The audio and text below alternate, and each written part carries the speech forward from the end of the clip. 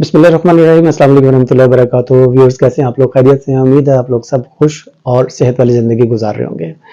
आज सुबह जब मैं क्लिनिक पे मैं आया तो मेरे कुछ पेशेंट्स यहाँ पे आए हुए थे, जिन्होंने सबसे पहले जो पेशेंट मेरे पास आए उन्होंने मुझे कहा कि सर, हम लोग इंग्लैंड से आए हैं, इस्लामाबाद में रहते हैं और इस्लामाबाद से हम लोग सर आलमगीर आए हैं इसलिए कि मेरे घर में औलाद नहीं है।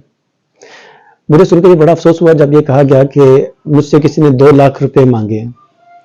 ये आज बात करना मैंने बहुत ज़रूरी समझा, इसलिए आप लोगों से ये बात कर रहा हूँ कि हम लोगों ने इस पैगंबरी शोबे को, इस बहुत ही मुतबरक शोबे को हम लोगों ने बिजनेस बना लिया हुआ है और लोगों की मजबूरियों के साथ हम लोगों ने खेलना शुरू कर दिया हुआ है। आज के इस व्लॉग के अंदर मैं आप लोगों से गुजारिश करूंगा कि प्लीज़ किसी की मजबूरी से मत खेलें।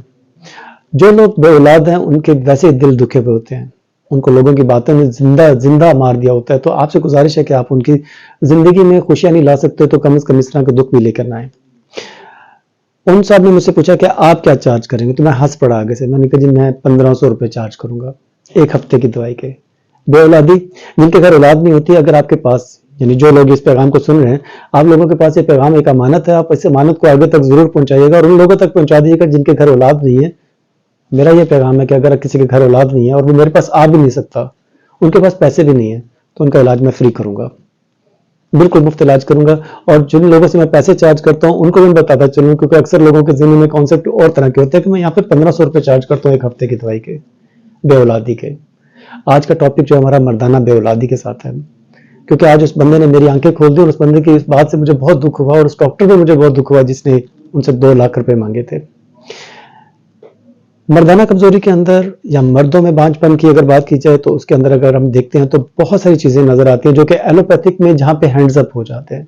एलोपैथिक वाले आपको रिकमेंड कर देते हैं कि आप आईवीएफ करवा लें या आप आईयूआई करवा लें या आप इक्सी की तरफ चले जाएं। यानी ये वो सारे वो प्रोसेस है जो कि अननेचुरल हैं, जो कि ट्रे के ऊपर ये प्रोसेस किया जाता है और उसके बाद उस खातून के अंदर जो जिसने माँ बनना होता है उसके अंदर इम्प्लांट कर लिया जाता है। ये एक अननेचुरल प्रोसेस है, जबकि हमारी होम्योपैथिक इन चीजों को, स्पेशली अगर मैं बात करूं तो जो स्पर्म्स का कम हो जाना, इसके पीछे कोई ना कोई फैक्टर जरूर होता है, कोई ना कोई वजह जरूर होती है जिसका हम लोग अगर ट्रीटमेंट करवा लेते हैं। जैसे अक्सर मैंने देखा है कि मर्द हजरात जिनके बचपन में मम्स का प्रॉपर ट्रीटमेंट ना किया गया हो, यानी कंटेडे जिन्हें कहा जाता है, यहाँ पे स्वेलिंग हो जाती है, लिम्फ नोड होते हैं, सूज जाते हैं। मम्स का अगर प्रॉपर ट्रीटमेंट न किया जाए तो टेस्टिस के ऊपर ऐसे असरात आते हैं कि टेस्टिस में स्पर्म जो है उनकी प्रोडक्शन कम हो जाती है। इसी तरह अगर आप देखते हैं कोई ऐसा बंदा है कि जिसको कुत्ते ने काट लिया, तो कुत्ते के मुंह के थूक के जो जरासीम है वो टेस्टिस पे जाकर असर करते हैं और उसके टेस्टिस के अंदर प्रोडक्शन ऑफ स्पर्म जो है वो कम होकर रह जाती है।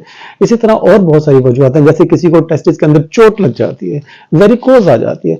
अब वेरिकोसिल्स आ जाती हैं। वेरिकोसिल्स जो है ये एक ऐसी प्रॉब्लम है जिसकी वजह से मैंने देखा है कि लोगों के स्पर्म जो है वो कम होना शुरू हो जाते हैं। इसी तरह टेस्टिस का सूज जाना है, इसी तरह और गिनोरियल इफेक्ट्स हैं। किसी को सुजाक का प्रॉब्लम हो जाता है, सुजाक जो है उसका प्रॉपर ट्रीटमेंट नहीं किया जाता और वो जाके सेकेंडरी इफेक्ट के तौर पे स्पर्म्स को मारना शुरू कर देते हैं। और इस तरह के केसेस के अंदर आप देखते हैं कि स्पर्म्स के साथ मनी के साथ पस सेल जो है वो बहुत ज्यादा आ रहे होते हैं और पस सेल्स की मौजूदगी की वजह से स्पर्म जो है वो डेड होना शुरू हो जाते हैं।